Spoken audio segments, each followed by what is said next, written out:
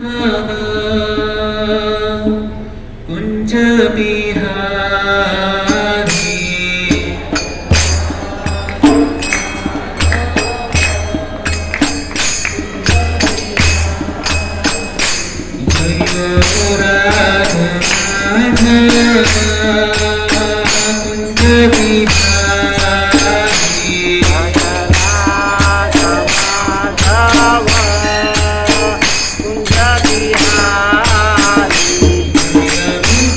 कुंज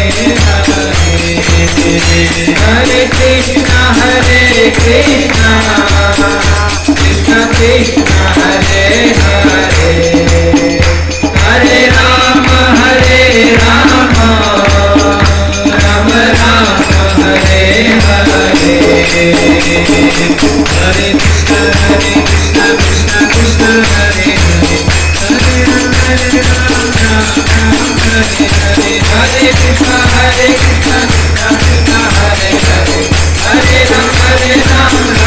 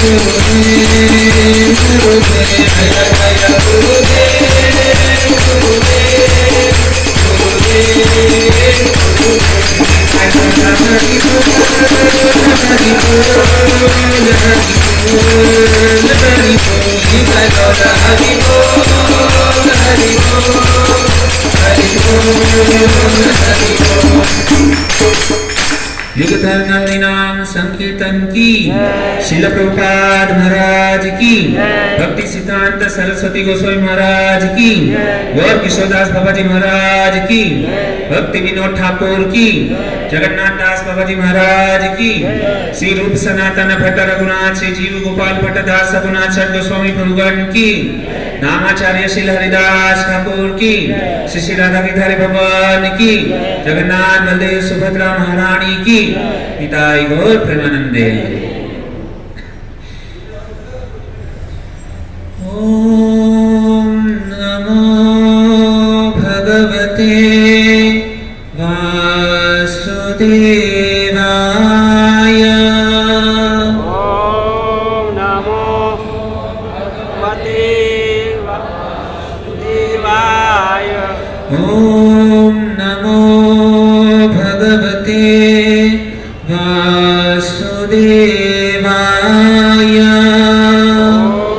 ओम नमो भगवते वासुदेवाय। ओम नमो भगवते वासुदेवाय। ओम नमो भगवते वासुदेवाय। ओम अज्ञानतिमिरान्धस्य ज्ञानाञ्जनशलाकया चक्षुरुन्मीलितं येन तस्मै श्रीगुरुवे नमः। श्रीचैतन्यमनोभीष्टं इष्टं स्थापितं येन भूतले स्वयं रूपं कदा मह्यं ददाति स्वपदान्तिकम् वन्देऽहं श्रीगुरु श्रीयुक्तपदकमलम् श्रीगुरून् वैष्णवांश्च श्रीरूपं साग्रजातं सहगण रघुनाथं वितं तं सजीवम् साद्वैतं सावधूतं परिजनसहितं श्रीकृष्ण चैतन्यदेवं श्रीराधा कृष्ण पादान् सहगण ललिता श्रीविशाखान्वितांश हे कृष्णा करुणा सिन्धु दीनबन्धु जगत्पते गोपेश गोपिकान्त राधाकान्त नमोऽस्तुते तप्त काञ्चन गौराङ्गी श्रीराधे वृन्दावनेश्वरी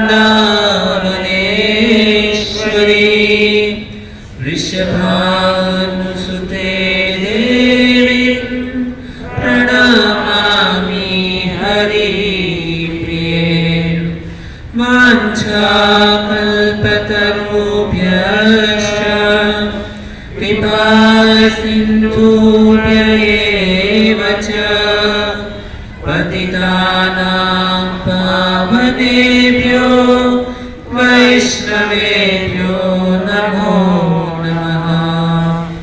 जय श्री कृष्ण चैतन्य प्रभु नित्यानंद श्री अद्वैत गदाधर श्रीवासादि गौर भक्तवृंद। हरे कृष्णा कृष्णा कृष्णा हरे हरे हरे राम राम राम हरे हरे हरे कृष्णा कृष्णा कृष्णा हरे हरे हरे राम राम राम हरे हरे हरे कृष्णा कृष्णा कृष्णा हरे हरे हरे राम राम राम हरे हरे। करारविन्दे न पदारविन्दम्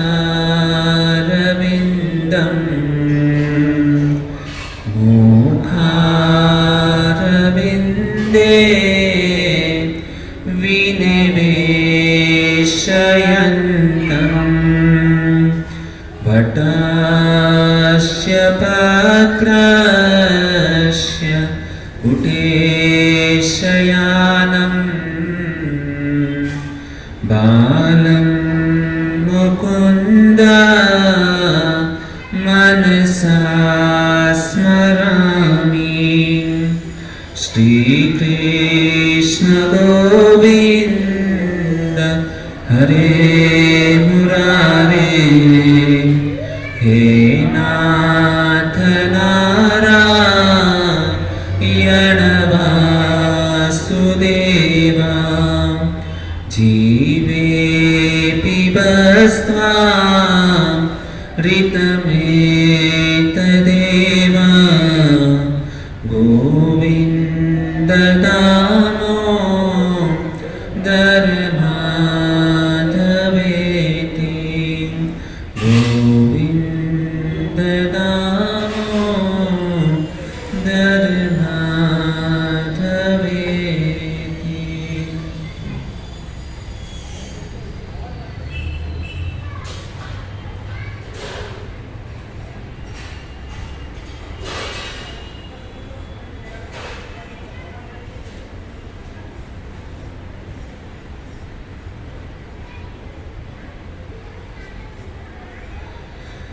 हरे कृष्ण।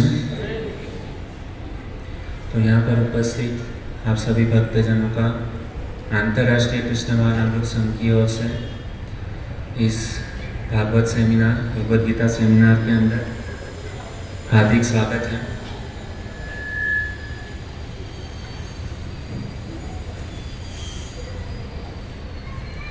यह जो श्रीमद् भगवद गीता है भगवान के मुखारविंद से निकली हुई है। ऐसे कहते हैं भक्तों कि कोई भी व्यक्ति अपने जीवन के अंदर इस भगवद गीता को पढ़ता है और भगवद गीता को पढ़ने वाला, श्रवण करने वाला व्यक्ति वास्तविक में अपने हृदय को पवित्र बना सकता है। और बहुत ही हमारा परम भाग्य है कि ऐसी भगवद गीता जो है सुनने का, पठन करने का हम सब वैष्णवों को परम भाग्य मिला है। तो कहते हैं कि कोई एक व्यक्ति यदि ठीक तरीके से भगवद गीता को श्रवण करता है, पठन करता है, तो वह अपने परिवार को क्या कर सकता है? शुद्ध बना सकता है, उसका कल्याण कर सकता है। केवल एक व्यक्ति। और जिस व्यक्ति ने अपने जीवन के अंदर भगवद गीता का पठन करता है, प्रतिदिन उसका श्रवण करता है, तो वह व्यक्ति केवल नहीं अपने परिवार को बल्कि पूरे समाज को, यहाँ तक कि ऐसा कहा गया है कि पूरी दुनिया भर के अंदर वह सभी जीवों का हित कर सकता है। उतनी ताकत क्या है? भगवद गीता के अंदर है। केवल एक व्यक्ति, बहुत सारे व्यक्ति की नहीं बात कर रहा, केवल एक व्यक्ति के अंदर इतनी ताकत होती है। लेकिन कभी कि जो व्यक्ति अपने जीवन के अंदर इसको पठन करता है, श्रवण करता है और उसके साथ साथ में भगवद गीता के अंदर जो भी कहा गया है उसको अपने जीवन में आचरण करके जब भी लोगों को प्रस्तुत करता है, तो सभी जीवों का क्या कर सकता है? वो कल्याण कर सकता है।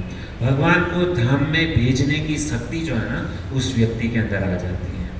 तो आज हम थोड़ा सा उसके ऊपर प्रकाश डालेंगे कि किस प्रकार से कोई व्यक्ति यदि भगवद गीता का सहारा लेता है, यदि कोई भी व्यक्ति अपने जीवन के अंदर भगवद गीता का श्रवण करता है, तो किस प्रकार से वह अपने परिवार का, अपने समाज का और यहाँ तक पूरे विश्व भर में सभी लोगों का कल्याण किस प्रकार से कर सकता है, तो उसके ऊपर एक छोटी सी कथा मैं आपको क्या करना चाहूँगा, बताना चाहूँगा, ताकि हमारा भगवद गीता के ऊपर क्या है? श्रद्धा और विश्वास बढ़े।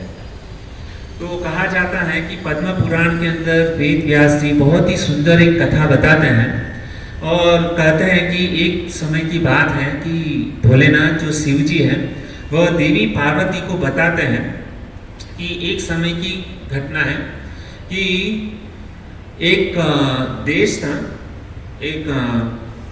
एक समय की बात है, जना नाम का देश था और जन नामक देश के अंदर कौशिक वंश के अंदर एक ब्राह्मण का जन्म हुआ जिसका नाम था जड़। क्या नाम था? जड़। जड़ किसको कहते हैं? कि जिसको मतलब ना कुछ भी बुद्धि नहीं रहता, दिमाग नहीं रहता, उसको जड़ कहता है। हम कभी कभी बच्चे को डांटते समय कहते हैं ना कि आज जड़ जेवो है। तो ऐसा ही मतलब उस ब्राह्मण के ये जो था, हालांकि वो जो ब्राह्मण के वहाँ पे जो पुत्र का जन्म हुआ वो कैसा था? जड़ जैसा था। तो इसके लिए उसके परिवार ने उसका नाम ही क्या रख दिया? जड़। और वो उसकी हरकतें भी कैसी थी कि वह जो है ना वो भौतिक मतलब संसार के अंदर बहुत आसक्त था। किसी भी प्रकार के साधु संत महात्मा की कोई भी बात नहीं सुनता था। जो साधु संत महात्मा जो भी बात बताते थे उससे विपरीत ही कार्य करता था। ऐसा इसका क्या था? स्वभाव था। और भौतिक भोग भोगने के कारण उसकी इच्छा इतनी तीव्र हो गई थी कि भोगते भोगते उसके पास जितना भी धन संपत्ति जो था ना वो खर्च हो गया। हम कभी कभी देखते हैं कि हमको यदि कुछ गलत आदत लग जाती है तो वो पूरा जो है ना धन संपत्ति खत्म हो जाता है। यहाँ तक कि कभी कभी ऐसा नशा लगता है, जुआ या शराब पीते हैं, है ना, कुछ व्यसन करते हैं, तो व्यसन के कारण व्यक्ति का पूरा घर क्या हो जाता है, बर्बाद हो जाता है। और यहाँ तक ऐसी नौबत आ जाती है कि उसको अपना खुद का जो घर है ना वो बेचना पड़ता है। तो इसी प्रकार से यह जो जड़ जो था उसका क्या हो गया, सारा संपत्ति खत्म हो गया, लेकिन जो भौतिक वासना जो थी ना वो उसकी खत्म नहीं हुई थी। उसको चाहिए था कि और मैं भोगूं और भोगूं, तो उसके लिए तो क्या चाहिए, धन संपत्ति चाहिए। तो उसने निश्चय किया कि मैं बाहर के गांव में, बाहर देश में जा करके बहुत सारा धन संपत्ति कमाऊंगा और उसे मैं क्या करूंगा, भोग करूंगा। तो वह बाहर देश के अंदर जाता है, अपने गांव को छोड़ करके पैसा कमाने के लिए वो क्या करता है, बाहर देश में जाता है और बहुत सारा पैसा जो है ना मेहनत करके कमा भी लेता है। और कमाने के बाद में वो वापस वो पैसे को लेकर के अपने गांव में आता है। लेकिन जब ही वह पैसा कमा करके अपने गांव में आता है तो उस समय बीच में एक बड़ा सा वृक्ष आता है। वह थक गया होता है चलते चलते, तो उसने निश्चय किया कि मैं इस वृक्ष के नीचे थोड़ा विश्राम कर लेता हूँ। तो होता क्या है कि भक्तों की वो जो जड़ जो था ना वो थोड़ा विश्राम करने के लिए बैठता है, और जैसे विश्राम करने के लिए बैठता है तो वहां पर कुछ डाकू जो होते हैं ना उसकी टोली है, उसको पता चल जाता है कि इसके पास में क्या है, बहुत सारा धन संपत्ति है। जो प्राय हम देखते हैं कि चोर और जो डाकू जो होता है ना उसको कहीं ना कहीं से पता लग ही जाता है कि इसके पास में इतना धन संपत्ति है। तो वह तो बेचारा विश्राम करने के लिए वृक्ष के नीचे बैठा था, और तुरंत ही डाकू लोगों को जैसे ही पता चला कि इसके पास में इतना सारा धन संपत्ति है, तुरंत ही डाकू लोगों की टोली ने पूरा उसके ऊपर आक्रमण किया और उसने जितना भी कमाया हुआ धन जो है ना वह छीन लिया। और यहाँ तक बात खत्म नहीं हुई कि उसको तो मतलब सारा धन छीन लिया, लेकिन यहाँ तक इतने क्रूर थे वो लोग कि उसको क्या है, जान से उसको क्या है, हत्या कर डाली, उसको सीधा मार ही डाला। अभी हुआ क्या कि वहां पे उसकी मृत्यु हो गई, लेकिन ये गया था पैसा कमाने के लिए, है ना, और काफी समय हो गया घर पे वापस नहीं आया। तो वो जो जड़ जो था ना उसके पुत्र को पता चला कि हमारे पिताजी काफी समय से बाहर गांव गए, अभी तक आए नहीं है। तो उन्होंने क्या किया, प्रयास किया कि पिता को ढूंढने के लिए। तो वो अपने पिता की खोज के लिए वो बाहर निकल जाता है। तो जैसे ही वो पिताजी की खोज के लिए निकलता है तो उसको बीच में पता चलता है, क्या पता चलता है कि उसके पिताजी की क्या हो गई है, मृत्यु हो गई है। तो धीरे धीरे हुआ क्या कि जैसे ही उसको पता चला कि मेरे पिताजी की मृत्यु हो गई है, तो पुत्र ने तुरंत ही सोचा कि मुझे अपने पिताजी के लिए पितृ वगैरह कुछ करना चाहिए। क्या?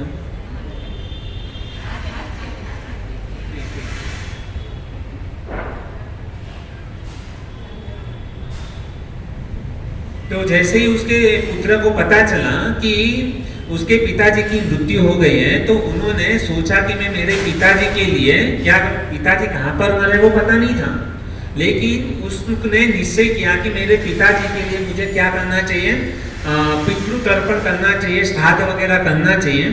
तो तुरंत ही वो घर से निकलता है और कहाँ पर जाता है, परम तीर्थ जो काशी क्षेत्र जो है ना वहां पर जाता है कि अपने पिता को तर्पण करने के लिए, श्राद्ध करने के लिए। और उसने सोचा कि मैं गंगा नदी में क्या करूंगा, पिताजी को तर्पण करूंगा। तो जैसे वह काशी शहर, काशी परम तीर्थ के अंदर जब जाता है रास्ते में, तो वो जंगल के रास्ते से निकलता है, तो वो उसी जगह पे आ जाता है कि जहां पर उसके पिता की मृत्यु हुई थी। वह वृक्ष जो है ना बीच में आता है। उसने सोचा कि मैं अभी इस वृक्ष के नीचे क्या करूंगा, विश्राम करूंगा। तो जैसे ही वहां पर वो विश्राम करता है तो वहां पे गांव वालों ने उस लड़के के पास में आकर के बताया कि यहाँ पर इस वृक्ष के नीचे कुछ दिन पहले एक व्यक्ति की क्या हुई है, मृत्यु हुई है। बाद में वो जो लड़का जो था ना, इसने इस बात के ऊपर थोड़ा और गहराई से जानने का प्रयास किया। तो उसने पूछा लड़के ने कि वो जिसकी मृत्यु हुई उसका चेहरा कैसा था, रूप कैसा था, रंग कैसा था। तो जैसे ही उसने उसका पूरा निकाला तो पता चला कि वो जो मृत्यु हुई थी वह इसी लड़के के पिताजी की मृत्यु उसी वृक्ष के नीचे हुई थी। और वह क्या रहता है, उस रात को उस पेड़ के नीचे, वृक्ष के नीचे विश्राम करता है। और जैसे विश्राम करता है, दूसरे दिन सुबह को एक आश्चर्यजनक घटना घटती है। वह क्या घटना घटती है कि जैसे वो सुबह को उठता है तो आकाश के अंदर देखता है कि एक बड़ा सा मतलब पुष्प विमान है, और जो हजारों सूर्य की जो तेज निकलती है, जो किरणें निकलती है, हजारों हजारों सूर्य के तेज किरणों में जो सूर्य से तेज निकलता है, ऐसा तेज जो है ना उस विमान के अंदर बैठे हुए एक व्यक्ति के अंदर देखता है। और थोड़ा वो ध्यान से जब भी देखता है ना तो पता चलता है कि बड़ा सा विमान है और उस विमान के अंदर बहुत सारे लोग हैं, और उसमें बीचों बीच में देखता है, क्या देखता है कि उसके पिताजी उसको दिखाई देते हैं, और उसके पिताजी के चेहरे के ऊपर मतलब क्या चमक निकलती है। तो उस समय वो जो पुत्र जो है ना अपने पिताजी को पूछता है कि पिताजी, आपकी तो मृत्यु हो गई थी और आप तो अभी मैं देख रहा हूँ कि आप मतलब विमान के ऊपर बैठे हैं, और उसका स्वरूप कैसा था? शंख चक्र गदा पद्म, 4 हाथ थे और बहुत ही सुंदर तरीके से क्या था वो दिख रहे थे। तो उसने पूछा कि पिताजी आप मतलब कैसे यहाँ पर? तो उसने कहा कि मैं अभी इस विमान के अंदर बैठ करके वैकुंठ धाम में जाने वाला हूँ। तो आश्चर्यचकित हो गया लड़का कि मुझे जब तक पता है मेरे पिताजी ने कुछ भी अच्छे कर्म नहीं किए हैं, क्योंकि भगवान के धाम में वही व्यक्ति जा सकता है कि जिसने कुछ यज्ञ किए है, कुछ तपस्या की है, कुछ जप किया है भगवान के नाम का, वही व्यक्ति भगवान के धाम में जाने का अधिकारी बनता है। तो वो उसको आश्चर्यचकित हुआ, तो वो पिताजी को पूछता है कि यह कैसे संभव है। तो उस समय उसके पिताजी उसको बताते हैं कि बेटा तू जो पूछ रहा है वो एकदम सही है, हालांकि मैंने जो कर्म किए हैं, मैंने कुछ भी अपने जीवन में अच्छा कर्म नहीं किया, हालांकि मैंने पूरी जिंदगी भौतिक भोगों के अंदर क्या किए बिता दिए, उसको भोगते भोगते मैंने क्या किया जीवन बिताया और कुछ भी अच्छा कार्य नहीं किया, लेकिन फिर भी मुझे क्या है भगवान के धाम में जाने का अवसर मिला। कैसे मिला कि हे पुत्र तुम जो प्रतिदिन, वो पुत्र उसका पुत्र प्रतिदिन भगवत गीता के 3रे अध्याय का क्या करता था पठन करता था, और भगवत गीता के 3रे अध्याय का पाठ करने के कारण उसके पुण्य का फल जो है ना उसके पिताजी को मिला, और उसके पिताजी जो है ना जिस वृक्ष के नीचे उसकी हत्या हुई थी उस वृक्ष के नीचे उसका पुत्र ने एक दिन विश्राम किया, और उसके तपोभूमि का इतना प्रभाव हुआ कि उसके पिताजी को क्या हो गया, नरक में जाने वाले थे, लेकिन नरक में न जाकर के उसके पिताजी कहां पर गए, भगवान के धाम में वैकुंठ लोक में गए। तो यह है श्रीमद् भगवत गीता के 3रे अध्याय का यदि कोई भी व्यक्ति पठन करता है और उसका फल यदि आप किसी को अर्पण करते हो तो कितना भी नरक में गया हुआ व्यक्ति भी क्या हो जाता है, उसका उद्धार हो जाता है। तो ये जो भगवत गीता जो है ना ये 3रे अध्याय का फल की ये जो है ना ये महिमा है। यहाँ पर ही बात खत्म नहीं होती है भक्तों, और जब भी इस प्रकार से जब भी मतलब हुआ तो उस समय उसके पिताजी ने कहा कि वास्तविक में मैं तेरे जैसा पुत्र को प्राप्त करके मैं धन्य हो गया। वास्तविक में पुत्र वही धन्य है कि जो अपने पिता का उद्धार कर सके, अपने पिता को खुश कर सके और अपने पिता को नरक में जाने से बचा सके, वही पुत्र पुत्र है। बाकी तो क्या है, कपुत्र है, कुपुत्र, उसका कुछ मीनिंग नहीं है। तो पुत्र को चाहिए कि उसको क्या चाहिए कि अपने परिवार की क्या करे, रक्षा करे, और अपने परिवार का रक्षा करने का जो ये है वो पुत्र के हाथ में होता है। पुत्र चाहे तो अपने परिवार को क्या कर सकता है, भगवान के धाम में भेज सकता है, और एक पुत्र चाहे तो अपने परिवार को नरक में भेज सकता है। तो एक पुत्र के हाथ में बड़ी जवाबदारी है। तो उस समय उसके पिताजी ने पुत्र को कहा कि देखिए मैं इतना बड़ा पापी, मैं नरक जाने से बच गया, अभी मेरी तुमसे एक ही प्रार्थना है कि तुमने ये जो भगवत गीता का 3रा अध्याय जो पठन किया है उसका फल का परिणाम मुझे ये प्राप्त हुआ है, तो मैं तुमसे प्रार्थना करता हूँ कि कृपा करके ये जो तुम 3रे अध्याय का जो पाठ करते हो वह अपने उसका फल जो है ना अपने पूरे परिवार को प्रदान करो, ताकि हमारा पूरा परिवार जो है ना वह वैकुंठ धाम में जा सके। तो ऐसा उसके पिताजी ने उसको क्या किया, आदेश दिया, और उसने कहा कि तुम पूरे परिवार को तो यह फल प्रदान करो, लेकिन परिवार के साथ साथ में यह जो पूरा समाज है ना, पूरे समाज को भी तुमको क्या करना है, उद्धार करना है। तो यह गीता पढ़ करके 30 अध्याय का पाठ कर करके उसका प्रतिदिन पाठ करो और रोज प्रतिदिन किसी ना किसी को यह फल जो है ना अर्पण करते जाओ। परिवार का उद्धार करो, परिवार को प्रदान करो, समाज को प्रदान करो, यहाँ तक कि पूरी दुनिया को जो है ना यह फल प्राप्त होना चाहिए, ताकि इस पृथ्वी के ऊपर जितने भी जीव जो है ना वह तड़प रहे हैं, कितने भी गलित कर्म किए हैं, पाप किया है, वह सारे के सारे जीव जो है ना भगवान के धाम में जा सके। ऐसा क्या बोला, उसके पिताजी ने उसके पुत्र को आदेश दिया, क्योंकि लाइव उसने देखा ना, आंखों घटी घटना देखी कि भगवत गीता के 30 अध्याय का पाठ करने से नरक में जाने वाला व्यक्ति जो है ना वो सीधा कहां पर जा रहे हैं, स्वर्ग लोक में भी नहीं जा रहे हैं, सीधा कहां पर, वैकुंठ लोक में जा रहे हैं। कि भगवान भगवत गीता के अंदर कहते हैं कि यत गत्वा न निवर्तन्ते तद धाम परमं मम। जो भी कोई व्यक्ति एक बार भगवान के धाम में चला गया, भगवान कहते हैं कि यदि कोई व्यक्ति एक बार मेरे धाम में आ गया तो वापस इसको, उस व्यक्ति को इस जन्म मृत्यु के चक्कर में कभी आना नहीं पड़ता है। तो इसके लिए मेरी तुमसे प्रार्थना है कि तुम ये कार्य करो। और तुरंत ही उसके पुत्र ने कहा कि जैसे आपकी आज्ञा करते हैं, और इतना करके वह जो उनके जो पिताजी जो थे ना, देखते ही देखते क्या हो गए, वैकुंठ धाम में चले गए।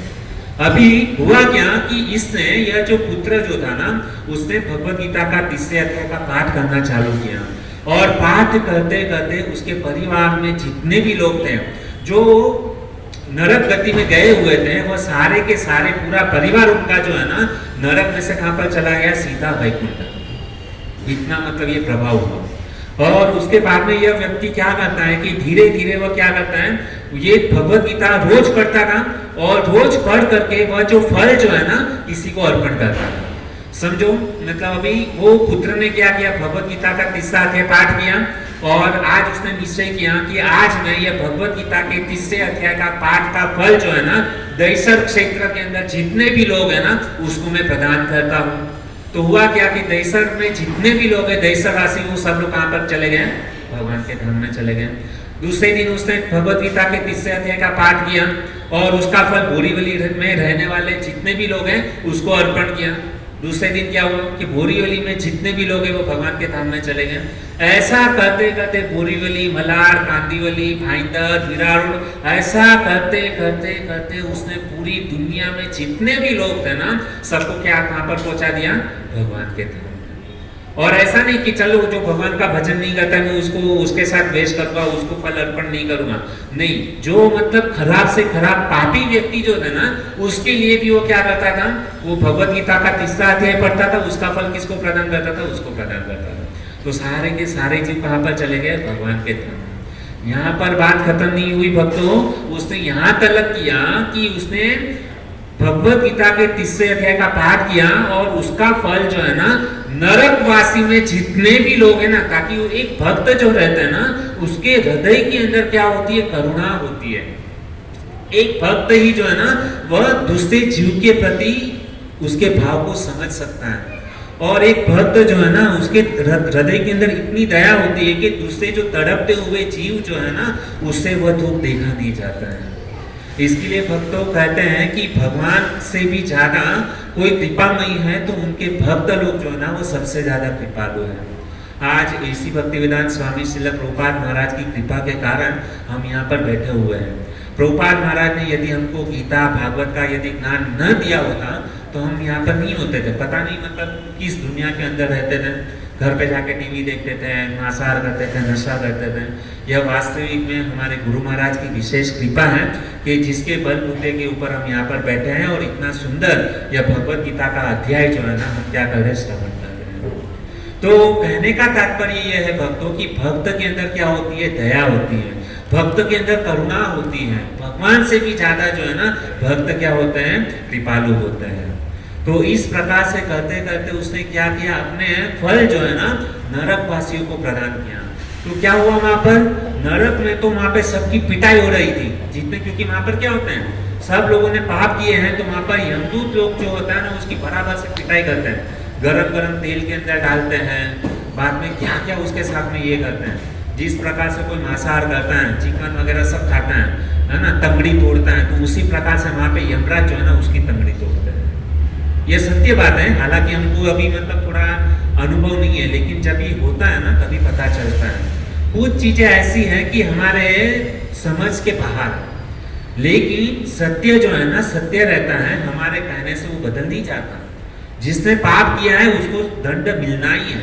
यदि कोई भी व्यक्ति सिग्नल तोड़ता है तो उसको उसकी पनिशमेंट मिलती है। कोई कहे कि मुझे ये सिग्नल पता नहीं चलता है, मैं मतलब सिग्नल को तोड़ा, मुझे क्या लेना देना, कौन देखता है करके, भले चाहे आपको नियम पता हो या ना पता हो, लेकिन आपने सिग्नल तोड़ा तो उसका फल आपको भुगतना पड़ेगा, आपको पेनल्टी भरनी पड़ेगी। यदि किसी ने किसी का खून कर दिया तो सरकार जो है ना, गवर्नमेंट उसको क्या करेगी, उसको जेल में डालेगी, फांसी की सजा देगी। आप चाहे उस नियम को मानो या ना मानो, इस पृथ्वी के ऊपर जो नियम है उसको कोई बदल नहीं सकता। तो उसी प्रकार से भगवान ने भी कुछ नियम बताया है। जब भी भगवान ने सृष्टि का सर्जन किया तो भगवत गीता के अंदर बता दिया कि व्यक्ति को किस प्रकार से जीना चाहिए। यदि कोई व्यक्ति पाप करेगा तो उसको नरक में जाना है, कोई व्यक्ति यदि पुण्य करेगा उसको स्वर्ग लोक में जाना है, यह निश्चय है, भले हम उसको माने या ना माने। तो उसी प्रकार से इसने क्या किया कि ये जो उसने क्या किया, अपना जो फल जो था ना भगवत गीता का, वो किसको प्रदान किया, नरक में जितने भी लोग तड़प रहे ना उसको प्रदान किया। तो हुआ क्या, वहां पे नरक लोक में एक ऐसी घटना घट गई कि वहां पे नरक लोक में प्राय यमदूत हुआ करते हैं। तो भगवान विष्णु ने तुरंत ही वहां पर अपने दूत को, विष्णु दूत को भेजा कि तुम नरक में जाओ, नरक लोक में जितने भी लोग हैं उसको वैकुंठ लोक में लेकर आओ। ऐसा आदेश किसने दिया, भगवान विष्णु ने दिया। कहां पर जाने के लिए, नरक लोक में जाने के लिए। और तुरंत ही विष्णु दूत जो है ना, भगवान के दूत, भगवान के पार्षद कहां पर जाते हैं, नरक लोक में जाते हैं। और जैसे विष्णु दूत नरक लोक में गए, वहां पर यमराज जी जो है ना तुरंत खड़े हो गए और उनको प्रणाम किया। और यमराज जी ने कहा कि आपको यहाँ पर आने की क्या जरूरत हो गई, आप मुझे बुला लेते, मैं वहां पर आ जाता था करके। तो उसने कहा कि हमको बहुत ही इमरजेंसी मीटिंग आपके साथ में करना है। हाँ, भगवान विष्णु ने कहा है कि यहाँ पर जितने भी लोग हैं ना उसको वैकुंठ धाम में लेकर के जाना है। यमराज जी सोचने लगे, अरे तुम लोग पागल हो गए हो क्या, यहाँ पर ये लोग किसके लिए यहाँ पर भेजे गए हैं, क्योंकि ये लोग ने खराब कर्म किया है, पाप कर्म किया है, मांसाहार किया है, नशा किया है, पराई स्त्री, अवैध स्त्री संग किया है, इसके लिए ये सारे लोग यहाँ पर आए हैं। और तुम लोग इसको यहाँ से ले करके कहाँ पर लेके जा रहे हो, भगवान के धाम में, ये तो अन्याय है करके। तो उसने कहा कि देखो ये भगवान का आदेश है, आपको मानना पड़ेगा। तो उतना करके बोले ठीक है। तो विष्णु दूत ने क्या किया, वहां पे नरक लोक में जितने भी लोग तड़प रहे थे, जिसकी पिटाई हो रही थी, वो मारपीट कर रहे थे, सारे के सारे लोगों को विष्णु दूत कहां पर लेकर के गए, वैकुंठ धाम में। क्यों लेकर के गए, क्योंकि पृथ्वी के ऊपर वो जो जड़ का पुत्र जो था ना, उसने क्या किया था, भगवत गीता के अध्याय का फल जो है ना नरक वासियों को क्या किया था, अर्पण किया था। और उसके कारण उसका रिजल्ट क्या हुआ, ये सारे का सारा नरक लोक पूरा खाली हो गया। यमराज जी को नरक लोक में ताला लगाना पड़ा और सब लोग कहां पर गए। अभी हुआ क्या कि कुछ दिनों के बाद में यमराज ने सोचा कि अभी यहाँ पर कोई आ तो नहीं रहा है, क्योंकि पृथ्वी के ऊपर भी क्या हुआ था कि यह जो जड़ का जो पुत्र जो है ना, सारे के सारे लोगों को क्या कर रहा था, वैकुंठ भेज रहा था। भगवत गीता के 3रे अध्याय का पाठ करके सबको फल प्रदान करता है, और सारे के सारे लोग क्या है, नरक में नहीं जा रहे हैं, कहां पर जा रहे हैं, सीधा भगवान के धाम में जा रहे हैं। अभी हुआ क्या कि यमराज ने सोचा कि अभी तो यहाँ पे नरक लोक में कोई आ नहीं रहा है, चलो मैं भगवान के पास में जाता हूँ। तो ये जो यमराज जो थे ना, वह भगवान के धाम में गए और विष्णु को जाके कंप्लेंट करने लगे कि विष्णु, आप ही ने बताया था कि जो व्यक्ति पाप करेगा, पाप कृत्य करेगा, दुष्कृत्य करेगा, उसको नरक में जाना है। लेकिन यहाँ पर मैं देख रहा हूँ कि यहाँ पे आपके जो है ना पार्षद लोग आए और हमारे नरक में से जितने भी पापी लोग हैं ना, उसको उठा करके आपके धाम में पहुंचा दिया, ऐसा क्यों। तो उस समय विष्णु दूत ने कहा कि देखो, पृथ्वी पर जड़ का पुत्र जो है ना, उसने मेरे तीसरे अध्याय का क्या किया, पाठ किया है और उसका फल जो है ना सभी लोगों को प्रदान किया है। उसके कारण क्या हो रहा है कि सारे के सारे लोग क्या है, नरक में से छूट करके वैकुंठ में आ रहे हैं। तो यमदूत ने कहा, ये जो यमराज ने कहा, फिर तो मुझे अभी हमेशा के लिए परमानेंट जो है ना नरक लोक में अभी ताला लगा देना पड़ेगा, मुझे छुट्टी दे दो और अभी मेरा बिजनेस क्या हो गया, खत्म हो गया। अभी यहाँ पर तो कोई आ नहीं रहा है, मैं अकेला नरक लोक में करूँ क्या। तो उस समय भगवान विष्णु ने कहा कि तुम चिंता मत करो, तुम्हारी दुकान वापस से चालू हो जाएगी। कैसे चालू होगी कि जो जड़ का जो पुत्र जो था ना, वह खुद अभी 3 दिन पहले उसकी मृत्यु हुई है और वह जो जड़ का जो पुत्र है ना, वो मेरे वैकुंठ धाम में अभी आ गया है। तो अभी टेंशन मत लो, इस पृथ्वी के ऊपर जितने भी जीव अभी जो पाप कृत्य करेंगे ना, वो तुम्हारे नरक लोक में आएंगे। तो इस प्रकार से भगवान विष्णु ने क्या किया, यमराज को आश्वासन दिया।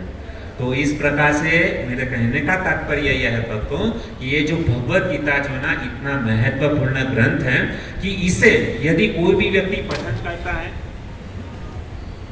भगवत गीता का कोई भी व्यक्ति पठन करता है, श्रवण करता है और उसको अपने जीवन के अंदर आचरण करता है ना, तो वह व्यक्ति इतना पवित्र हो जाता है, इतना पवित्र हो जाता है, खुद तो वैकुंठ जाता है लेकिन उसके साथ में उसका परिवार, उसका समाज, उसका देश और दुनिया भर में जितने भी लोग हैं उसको वैकुंठ धाम में लेके जाने की ताकत जो है ना उसके अंदर आ जाती है। तो यह है भगवत गीता के तीसरे अध्याय का फल। यदि कोई भी इसको श्रद्धा से श्रवण करेगा, है ना, उसको पालन करेगा, तो उसको बाकी कुछ भी करने की जरूरत नहीं है। तो ये जब ये जो जड़ का जो पुत्र जो है ना, जड़ जब भगवान के धाम में जा रहा था, तो उस समय ये जो उसका जो पुत्र जो था ना, कहाँ पर गया था, जाने के लिए निकला था, कहाँ पर जाने के लिए निकला था, परम तीर्थ काशी में जाने के लिए निकला था, उसके पिता का श्राद्ध करने के लिए, पिता का तर्पण करने के लिए। तो उस समय उसके पिताजी ने कहा कि अभी आपको किधर भी जाने की जरूरत नहीं है, केवल आप भगवत गीता के तीसरे अध्याय का पाठ करो, बस चैप्टर खत्म। आपको अभी मतलब इससे भी श्रेष्ठ यदि कोई व्यक्ति गया में जाकर पिता का श्राद्ध करे, तर्पण करे, उससे भी श्रेष्ठ क्या है कि भगवत गीता को पठन करना, श्रवण करना और उसके फल को क्या करना है, दूसरे को अर्पण करना, ये सबसे ज्यादा महत्व। ठीक है, लेकिन इस बात को हम कैसे समझ सकते हैं, यह भगवत गीता जो है कैसे समझ सकते हैं। जैसे हमने पिछले बुधवार को हमने बताया था कि भगवत गीता को पढ़ने के लिए ये भगवत गीता जो है ना सभी वेद शास्त्रों का क्या है, पुराण है ना, सभी शास्त्रों का निचोड़ सार जो है ना यह भगवत गीता है। तो इस भगवत गीता को समझने के लिए हमको क्या है, गुरु की आवश्यकता है। बिना गुरु के हम क्या है, भगवत गीता को नहीं समझ सकते। तो अभी आज के दिन हम चर्चा करेंगे कि गुरु किसके पास में जाए। आज तो गली गली में क्या है, गुरु हो गए, किधर भी जाओ सब जगह पे आपको गुरु मिल जाते हैं। बिजनेस करने के लिए जाओ, वहां पर गुरु मिल जाते हैं। स्कूल में जाओ, वहां पर टीचर मिल जाते हैं, वहां पर गुरु मिल जाते हैं। कौन से भी क्षेत्र में जाओ, वहां पर क्या है, गुरु मिलते हैं। लेकिन हमको क्या है, सही गुरु के पास में जा करके भगवत गीता को समझनी है। अभी सही गुरु हमको मिलेंगे कहाँ पर, क्या योग्यता होनी चाहिए गुरु की, किसके पास में जाकर के हम ज्ञान प्राप्त करें। सही गुरु, गलत गुरु, उसके अंतर दोनों के बीच में तफावत क्या है, अंतर क्या है। आज के दिन में हम प्रयास करेंगे कि सही गुरु और गलत गुरु क्या होते हैं, गुरु किसे कहते हैं और कौन से गुरु के पास में जाकर के हम भगवत गीता का ज्ञान हम क्या कर पाएंगे, ग्रहण कर सकते हैं। तो आज हम उसके ऊपर चर्चा करते हैं कि गीता को समझने के लिए गुरु की आवश्यकता है। गुरु तो चाहिए, लेकिन कौन सा गुरु चाहिए, सही गुरु। यदि गलत गुरु आपने पकड़ लिया तो वो तो खुद तो नरक में जाएगा, लेकिन उनके साथ में हमको भी नरक में लेकर के जाएगा। तो सही गुरु की पहचान क्या है और गलत गुरु की पहचान क्या है। तो हम देखते हैं कि सबसे पहले हम जानते हैं कि नकली गुरु की परिभाषा क्या है, नकली गुरु किसे कहते हैं। तो यहाँ पर बहुत ही हमको ध्यान पूर्वक हमको ये श्रवण करना चाहिए। सभी लोग अपने कान, दोनों कानों को खुला रखें, क्योंकि बहुत ही महत्वपूर्ण विषय के ऊपर आज हम चर्चा करने जा रहे हैं। गुरु का अर्थ होता है भारी। गुरु का अर्थ क्या होता है, भारी। तो गुरु जो है ना, हमको गुरु कैसे धारण करना चाहिए, कौन से गुरु होने चाहिए जीवन के अंदर, जिससे हमका हमारा जीवन का कल्याण हो, हमारा उद्धार हो। तो कहते हैं कि सबसे पहले नकली गुरु की परिभाषा क्या है, नकली गुरु किसे कहते हैं। तो यदि हमें गुरु ग्रहण करना है तो अच्छे गुरु ग्रहण करना है। एक बार की बात है कि हमारे इस्कॉन के कमल लोचन प्रभु जो है ना, एक उदाहरण देते हैं प्राय कि दो विद्यार्थी थे। अभी दोनों विद्यार्थी को है ना हारमोनियम सीखना था। तो हारमोनियम सीखने के लिए वह दोनों विद्यार्थी गुरु के पास में गए और उसमें से एक विद्यार्थी जो था ना, उसको कुछ भी नहीं आता था हारमोनियम, और दूसरा जो विद्यार्थी जो था ना, उसको हारमोनियम थोड़ा बहुत आता था। अभी जब पहला विद्यार्थी जब गुरु के पास में गया और उसने कहा कि गुरुजी मुझे हारमोनियम सीखना है, कृपा करके आप मुझे बताइए कि महीने की कितनी फीस होगी।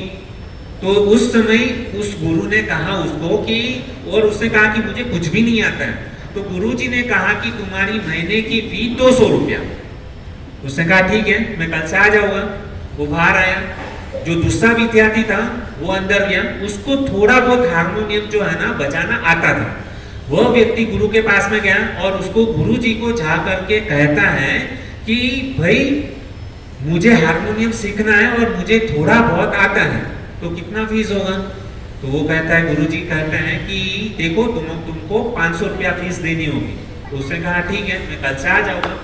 दूसरा विद्यार्थी भी बाहर आया। अभी दोनों विद्यार्थी जब बाहर खड़े थे तो दोनों के बीच में चर्चा हुई, तुमको कितना फीस बताया। उसने कहा कि मुझे 200 रुपया बताया, और उसको तो कुछ भी नहीं आता था। और उसने कहा कि मुझे 500 रुपया बताया, मुझे तो थोड़ा बहुत हारमोनियम आता है। तो ऐसा भेदभाव क्यों किया। दोनों विद्यार्थी गुरु के पास में गए और गुरु जी को जाके कहने लगे, कंप्लेंट किया, इस विद्यार्थी को कुछ भी नहीं आता है, फिर भी आपने उसको 200 रुपया फीस बताया, और मुझे तो थोड़ा बहुत हारमोनियम बजाने के लिए आता है, तो मेरे पास से आपने 500 रुपया फीस लिया, ऐसा क्यों, ये तो गलत है। तो उस समय गुरुजी ने कहा कि देखो, तुमने जो हारमोनियम जो सीखा है ना, वो गलत गुरु के पास में हारमोनियम सीखा है। तो सबसे पहले आपने जो गलत सीखा है ना, उसको भुलाना पड़ेगा, है ना। तो उसको सबसे पहले भुलाने की जो फीस है ना, उसकी फीस देनी पड़ेगी, और उसको भुला करके नया जो है ना वो आपको सिखाना पड़ेगा। तो मुझे आपको डबल सिखाना पड़ेगा। पहले तो जो आपने सीखा है उसको क्या है, मिटाना पड़ेगा, और दूसरा नया सिखाना पड़ेगा। इसके लिए आपको डबल फीस देना पड़ेगा। तो इसके लिए क्या है कि गलत गुरु के पास में यदि जाएंगे तो हमको क्या है, पछताना पड़ेगा। तो इसके लिए कभी भी गलत गुरु के पास में मत जाओ। तो गलत गुरु के पास में जाएंगे तो गलत ज्ञान हासिल कर लोगे, और गलत ज्ञान हासिल कर दिया तो नरक में जाना पड़ेगा। तो हमको उससे लिए सावधान होना चाहिए कि हमको जो भी शिक्षा प्राप्त करते हैं वो किससे प्राप्त करनी चाहिए, सही गुरु के पास में जाकर के प्राप्त करना चाहिए। तो देखते हैं कि देखिए, जिसको कुछ भी नॉलेज नहीं है ना, जो कोरी पार्टी है ना, उसको समझाना बहुत आसान है। जिसको कुछ भी नॉलेज नहीं है, जिसको भगवान कौन है, भगवत गीता क्या है, कुछ भी समझ में नहीं है, पहली बार यहाँ पर आए हैं, तो उसको हम जो भी कुछ बोलेंगे ना, तो वो सहिलाई से सही तरीके से समझ जाएगा। लेकिन जिसको पहले से थोड़ा बहुत नॉलेज है और उसने वह जो ज्ञान प्राप्त किया है, किधर गलत जगह से ज्ञान प्राप्त किया है, उसको यदि हम समझाएंगे ना, तो उसको समझाना बहुत भारी है। उसको हम सही से नहीं समझा सकते, क्योंकि क्या है, उसने किधर गलत जगह पे ज्ञान हासिल किया। आजकल हम लोग क्या करते हैं पता है, हम मतलब बहुत सारी सीरियल देखते हैं, और आजकल तो मतलब पहले कृष्णा महाभारत, ये मतलब अच्छी सीरियल थी, रामानंद सागर। लेकिन अभी जो लोगों ने बनाया ना, पूरा मतलब ग्राफिक डिजाइन करके हैं, और थोड़ा उसके अंदर एडवांस बता करके हैं, और मतलब वो महाभारत और वो रामायण जो है ना, उसके अंदर पूरा गलत बताया हुआ है। और बाद में वो सीरियल देख करके यहाँ पे आकर के आर्गुमेंट करते हैं हमारे सामने, अरे कृष्ण ने तो ऐसा बोला ही नहीं, कृष्ण ने तो ऐसा बोला है, महाभारत में ये कुछ अलग है। और वहाँ पे कपड़े भी इतने गंदे पहनते हैं ना कि समझ में नहीं आता। और हालांकि है महाभारत रामायण वही है, लेकिन उसका जो डायलॉग है ना, उसके अंदर पिक्चर के डायलॉग ऐड कर देते हैं, और समाज को मतलब क्या कर रहे हैं, गुमराह करते हैं। तो यह जो गलत ज्ञान जो है ना दिमाग में घुस गया ना, तो उसको सही ज्ञान देना ना, वो थोड़ा भारी गिरता है। तो इसके लिए हमको क्या करना चाहिए, सही गुरु के पास में जाकर के यदि ज्ञान प्राप्त करोगे तो हमारा उद्धार होगा, वरना उद्धार नहीं होगा। तो कहते हैं कि एक जगह पे क्या है, आजकल मतलब क्या है कि गुरु लोग होते हैं, है ना, हमको दीक्षा लेनी, दीक्षा का बहुत क्रेज चल रहा है। सब लोग बोलते हैं कि हमको दीक्षा चाहिए, हमको दीक्षा चाहिए। भाई क्यों लेनी है दीक्षा, पता नहीं।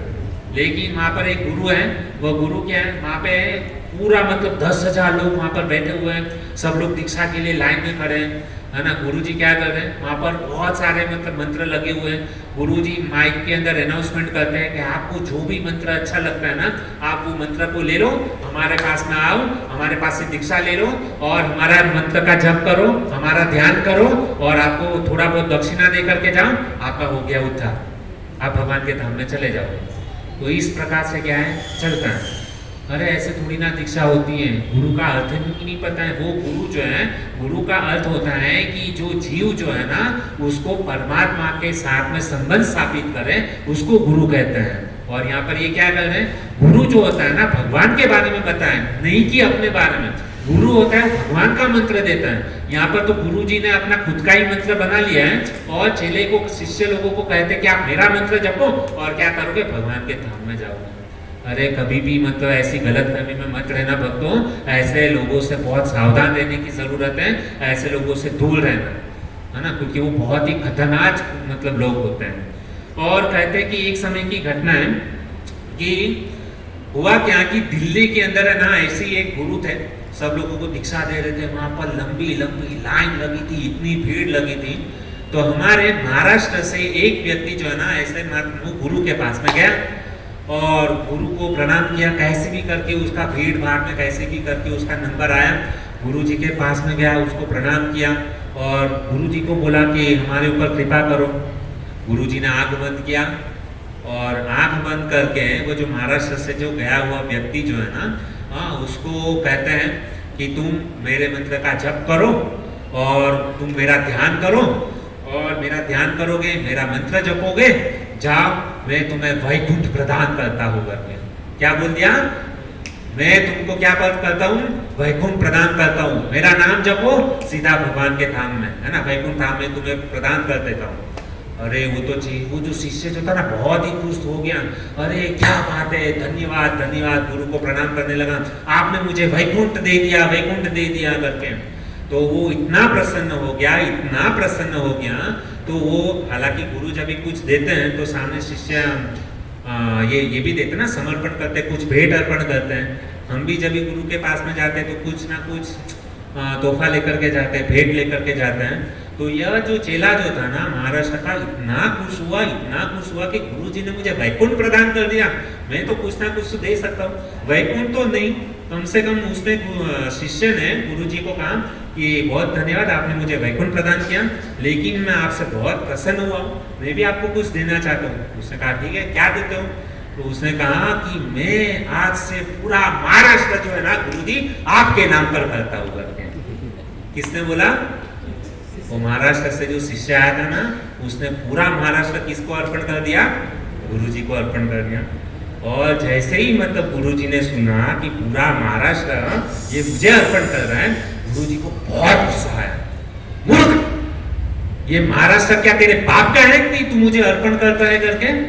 तो उसी समय वो चेले ने भी इतना ही कहा कि गुरुजी, ये महाराष्ट्र यदि मेरे बाप का नहीं है तो वैकुंठ क्या आपके बाप का है? तो आप मुझे गिफ्ट में दे रहे हो करके। वैकुंठ क्या मतलब इतना सहला है कि कोई भी व्यक्ति वहां पे पहुंच जाएगा, और वो भी आपका नाम जप करके, आपका नाम जप करके तो नरक में जाना पड़ेगा। तो चेला मतलब चेला था। और इस प्रकार से मतलब ये है। तो ऐसे भी गुरु होते हैं कि जो मतलब क्या है, लोगों को गुमराह करते हैं। और ऐसे ही गुरु के पास में लंबी लंबी लाइन लगी होती है मिलने के लिए। गुरु बोलते हैं कि हाँ ये करो, ये मंत्र जप करो, मेरी शरण में आओ, मैं तुमको गाड़ी दे दूंगा, बंगला दे दूंगा, तुम्हारे घर पे नोटों की बरसात हो जाएगी, लक्ष्मी तुम्हारे घर पर आ जाएगी, अच्छी से अच्छी कन्या के साथ में तुम्हारा विवाह होगा, तुमको पुत्र हो जाएंगे। कितना कितना मतलब आशीर्वाद देते हैं। बस आप केवल यहाँ पे चढ़ावा देते जाओ, तुम्हारा घर के अंदर क्या होता रहेगा। 100 रुपया, 1000 रुपया, 2000 रुपया, 5000 रुपया, 10,000 रुपया हर महीने देते जाओ, तुम्हारे घर पे लाखों रुपए की बरसात होते जाएगी। ऐसे आजकल के ढोंगी गुरु है, कमी नहीं है। और हम देखते हैं कि ऐसे गुरु के पास में कितना भीड़ रहता है, लोगों की लाइन लगी होती है। ज्योतिष हाथ दिखाते हैं, अरे मेरा भी हाथ देख लो ना, मेरी रेखा कैसी है, मेरे भाग्य में कितना ये है, लक्ष्मी है कि नहीं है करके। इतना मतलब गुमराह करते हैं कि बात ना पूछो। तो ऐसे गुरु से हमको क्या करना चाहिए? सावधान रहना चाहिए। तो दूसरी एक घटना इस प्रकार से, सत्य घटना बता रहा हूँ तो एक गांव में जो है ना, ये सब कहाँ पर होता है पता है? यहाँ पे तो बम्बई सिटी के अंदर सब लोग पढ़े लिखे हुए हैं, लेकिन गांव में ज्यादा करके लोग हैं ना ढोंगी लोग बहुत हैं। यहाँ पे पढ़े लिखे लोग हैं, उसको कभी कभी क्या होता है नौकरी नहीं मिलती है, तो वो क्या करते हैं गांव में चले जाते हैं, विभूति लगा देते हैं, केसरी कपड़ा पहन लेते हैं और मौन बैठ जाते हैं, और ऐसा लगे कुछ भी बोलते नहीं है। और हम लोग उसको क्या बोलते हैं, ये तो कुछ एक शब्द नहीं, मोनी बाबा है, मोनी बाबा, मोनी बाबा, ऐसा करके बैठ जाते हैं। और सब लोग बाद में क्या है उसको मतलब चढ़ावा करते हैं, अरे ये तो मतलब साधु संत महात्मा, इसने ये चमत्कार दिखाया, वो चमत्कार दिखाया। तो ऐसे ही वो दो ये थे ढोंगी गुरु थे, गांव में गए और वेश बना करके वहाँ पे ऐसे मौन हो गए थे। तो वहाँ पर एक शिष्य जो है ना गुरु जी के लिए बेचारा, उसका भाव था गुरु जी के प्रति, श्रद्धा थी गुरु जी के प्रति कि भाई मैं गुरु जी के पास में गया हूँ तो चलो ना कुछ उनके लिए मिठाई लेकर के जाता हूँ। तो वो जो शिष्य जो था ना वो गुरु के लिए जलेबी लेकर के गया, है ना, अच्छा सा एकदम मतलब बहुत अच्छा जलेबी उसके पास में लेकर के गया। और जैसे और गुरु जी को कहा कि मैं तुम्हारे लिए बहुत अच्छी तरीके से क्या लेकर के आया हूँ, जलेबी लेकर के आया हूँ, कृपा करके आप जलेबी स्वीकार करो। और जैसे ही मतलब वो जो ये साधु संत वो थे ना गुरु, उसने जैसे आँख खोली और तुरंत ही उसको इतना गुस्सा आया कि उन्होंने धड़ाम करके वो जो जलेबी जो था ना ऐसे हाथ से मतलब फैला दिया, और वो जो जलेबी है ना फेंक दी। तो बेचारा शिष्य जो था ना उसका मूड ऑफ हो गया। शिष्य ने मतलब बोला कि मैं आपके लिए इतना प्रेम से मैं जलेबी लेकर के आया और आपने इसको ठुकरा दिया। तभी वो गुरुजी कहते हैं तुमको पता नहीं, हम तपस्वी है, तपस्वी, तुम जानते नहीं हमारी तपस्या का क्या ये है करके, हम ऐसे मतलब बोलते ना स्वादिष्ट पदार्थ हम नहीं सेवन करते हैं करके, ऐसा करके उसने वो तो बेचारा माफी मांगते हुए बेचारा चला गया। बात हुआ क्या कि उस गुरु को मिलने के लिए लोग सुबह को आते थे और शाम को आते थे। अभी क्या हुआ, धीरे धीरे सब लोग चले गए क्योंकि गुरु महाराज एकदम क्रोधित हो गए थे। सब लोगों को लगा कि ये पीछे अपराध हो गया, अपराध हो गया, गुरु महाराज एकदम गर्म हो गए। अभी हुआ क्या कि सब लोग चले गए, दोपहर का समय था, 2-2:30 बजे थे। अभी वो गुरु जी को लगी भूख, अभी क्या करें, सब लोग तो चले गए, अभी कोई देखने वाला नहीं है। और वो दो गुरु ने क्या किया, अपने ध्यान में से मतलब बाहर आए और जहाँ पर उसने जो जलेबी को मतलब हाथ मार के वो फेंक दिया था ना, वही जलेबी वहाँ पर मिट्टी में थी। और वो दोनों गुरु लोग क्या किए, उस जलेबी को उठाए और जलेबी में से वो मिट्टी निकाल निकाल करके वो खाने लगे। और यह जो घटना जो थी ना, वो जो शिष्य जो था ना वहाँ पर दूर वृक्ष के पीछे छिप गया और वो देखना चाहता था कि ये गुरु, हमारे गुरु कितने तपस्वी है ना, कितने मतलब उसने तपस्या किया, साधना किया, चलो थोड़ा हम देखते हैं। कभी कभी कुछ शिष्य लोग भी है ना अपने गुरु की परीक्षा करते हैं और करनी भी चाहिए। यदि हम गुरु की परीक्षा नहीं करेंगे तो हमको पता कैसे चलेगा कि ये गुरु सही है या गलत है करके। तो परीक्षा करने के लिए वो वृक्ष के पीछे छिप गया और बाद में देखा ये दृश्य कि वो जो दोनों गुरु जी जो है ना जलेबी में से मिट्टी निकाल निकाल करके खा रहे हैं और उसी समय पेड़ के पीछे से बाहर आए और गुरु जी को कहने लगे, यदि खाना ही नहीं था तो इतना नाटक करने की क्या ज़रूरत थी, चुपचाप ले लिया रहता तो, इतना प्रेम से मैं आपके लिए लाया था ना करके, क्या ज़रूरत थी ऐसा दिखावा करने के लिए। तो कुछ गुरु होते हैं अंदर कुछ बाहर कुछ, है ना। वास्तविक में जो गुरु होता है ना वो अंदर और बाहर जो है ना सही एक ही होता है ना। तो ऐसे बहुत सारे गुरु लोग मिल जाते हैं और ऐसे गुरु से क्या होना चाहिए, सावधान। यह है नकली गुरु की परिभाषा, इसको बोलते हैं नकली गुरु। और वास्तविक में वह गुरु गुरु नहीं है, वह क्या है, केवल ढोंगी है। और कहते हैं कि गुरु उसे कहते हैं कि जो भटके हुए जीव जो है ना, भटके हुए जीव को भगवान की शरण में लेकर के जाए। और गुरु जो होता है ना कभी भी अपने को भगवान नहीं मानता। सबसे पहली परिभाषा यह है सच्चे गुरु की कि जो गुरु होता है कभी भी अपने को भगवान नहीं समझता है। यदि कोई व्यक्ति अपने को भगवान समझता है ना तो गुरु कहलाने के लिए लायक नहीं है, नहीं है। उसको कभी भी उसके पास में मत जाओ, बिगाड़ देगा पूरा खेल। तो भूले भटके जीवों को भगवान के साथ में संबंध स्थापित करे, भगवान की सेवा में लगाए, वह सच्चा गुरु है। और आगे कहते हैं कि गुरु शब्द का है ना, गुरु के अंदर दो शब्द है, एक तो गु और एक है रू, बराबर। तो गु का अर्थ क्या होता है, अंधकार वस्ती।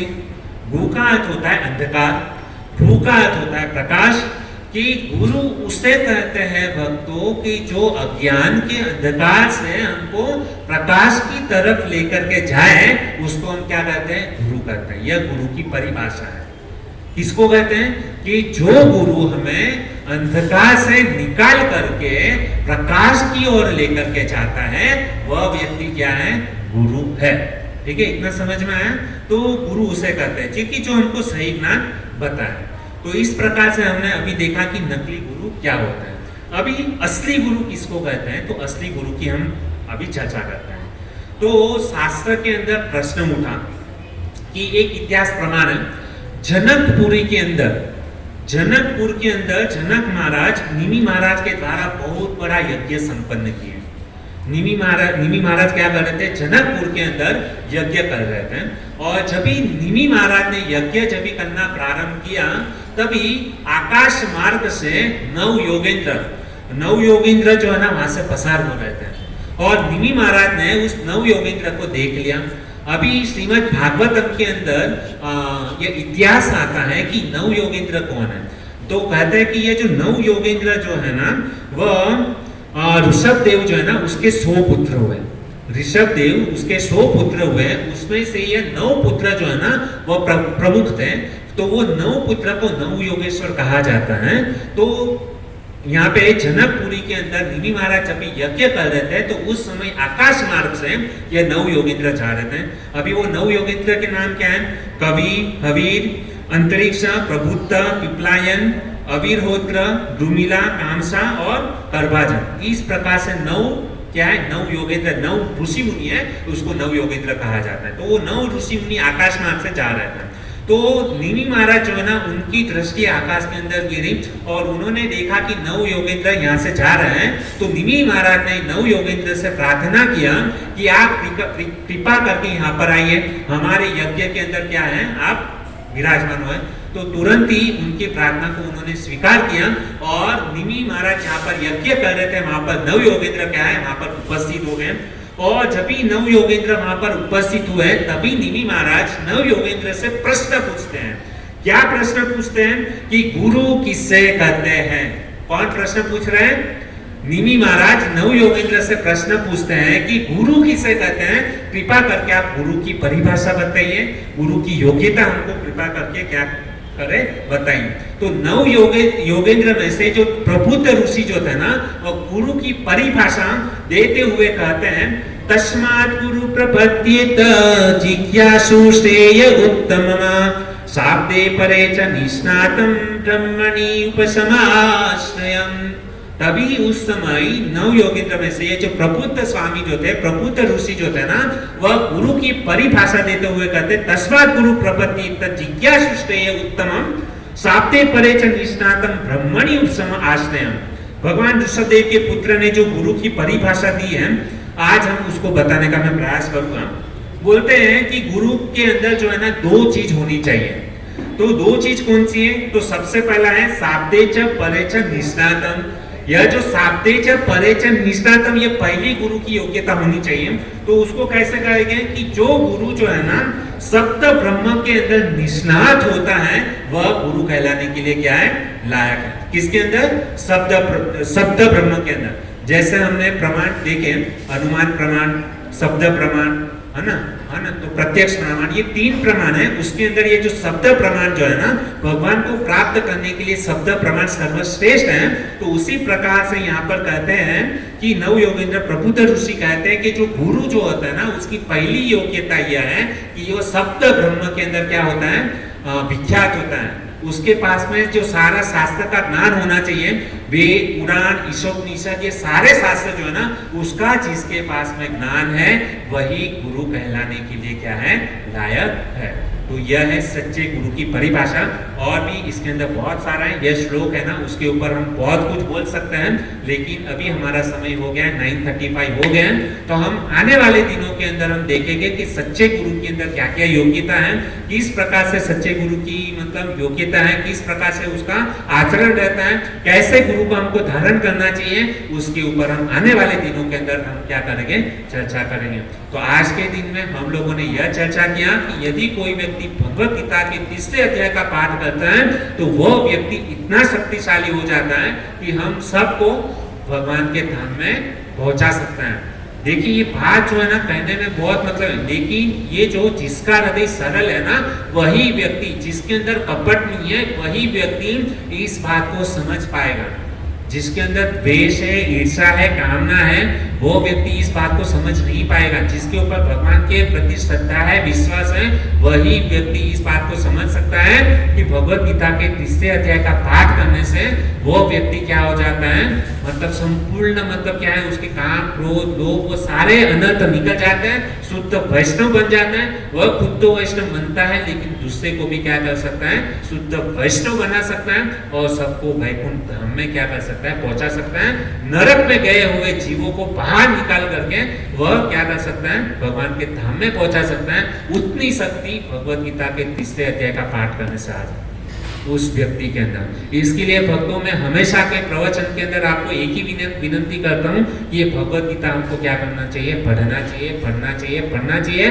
भगवत गीता के अलावा हमारे पास और कुछ रास्ता नहीं है, नहीं है, नहीं है। यदि हम लोगों ने हमारे जीवन में भगवत गीता पढ़ा नहीं, उसके विचारों को हमने यदि हमारे जीवन में आचरण नहीं किया तो हमारा निश्चित रूप से पतन होगा, और यदि हमारा पतन हो गया तो हम नरक के भागीदारी हो गए। ये तो ऐसा ही हो गया कि हमारे गांव में, हमारे पास में क्या हो रहा है, ये भागवत गीता का मतलब क्या हो रहा है, प्रवचन हो रहा है, और इतना सौभाग्य होने के बाद भी यदि ऐसे प्रवचन में न आए, और प्रवचन में न आए कोई बात नहीं, लेकिन क्या है, हम उसको ठीक तरीके से क्या करते हैं, उसको अपने जीवन में आचरण नहीं करते हैं, और दूसरा कोई व्यक्ति चाहता है उसको रोकते हैं, तो उससे बड़ा दुर्भाग्य कोई नहीं होगा। तो हमको भगवान की कृपा से, भक्तों की कृपा से, गुरु महाराज की कृपा से, हमारे जो पूर्वज जो है उनके आशीर्वाद से हमको यहाँ पर ऐसा सौभाग्य मिला। और हम यहाँ पर बैठे ना तो हमारे ऊपर पितरों का ऋण है।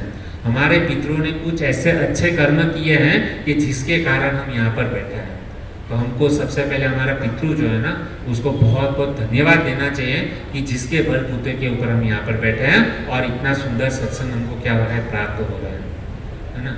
तो हमको क्या करना चाहिए, हम जो भी कुछ पुण्य करते हैं, कुछ कमाते, कुछ सत्संग करते हैं, तो उसका फल हमको किसको अर्पण करना चाहिए, हमारे पितृ लोगों को अर्पण करना चाहिए, ताकि वो जिस गति में हो, है ना, तो उस गति से, बुरी गति में तो उससे बाहर निकल करके उनको सदगति प्राप्त हो।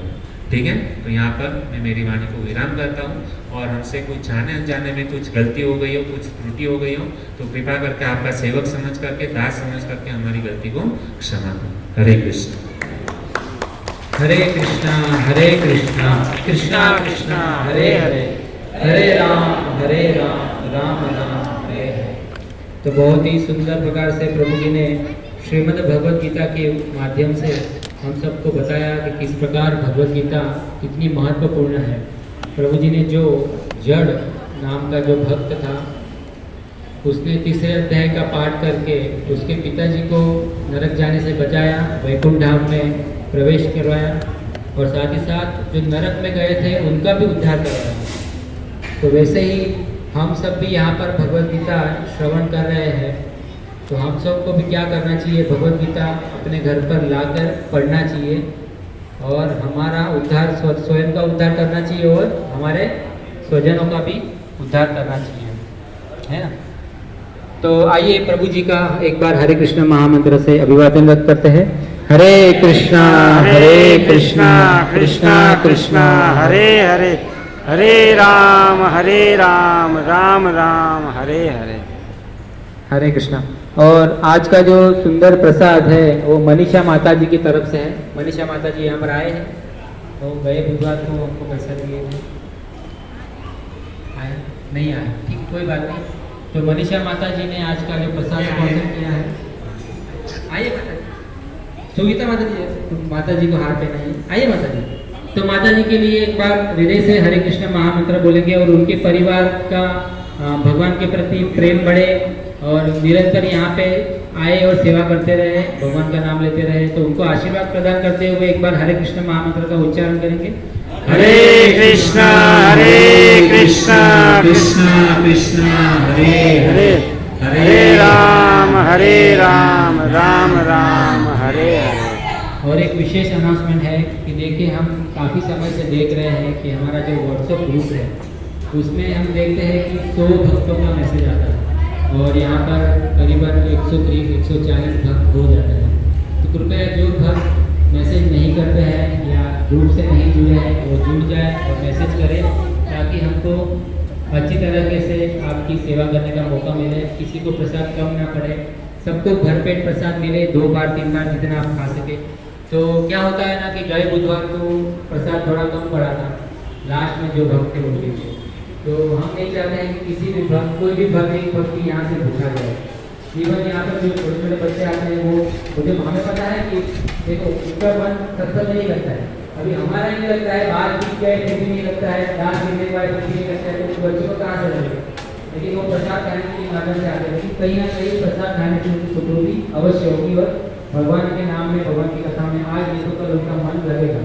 तो सबको प्रसाद मिलना चाहिए भरपेट। इसलिए क्या करें, आप लोग को हाथ जोड़ की विनती है कि आप क्या करें, पूरी છે, लोगों को શાક છે, जुड़ દાળ जाइए છે, और मैसेज करवाइए ताकि हम आपके શીરો लिए છે, प्रसाद की व्यवस्था भूंगड़ा છે। इतनी ही है। तो जो भी भक्त व्हाट्सएप ग्रुप से जुड़े नहीं है वो हमें अपना नाम और नंबर दे दीजिए, तो हम आपको व्हाट्सएप ग्रुप में ज्वाइन कर देंगे ताकि आपको मैसेज मिलता रहे और आप मैसेज करके हमें बता सकें कि हम कितने भक्त आएंगे, ताकि हम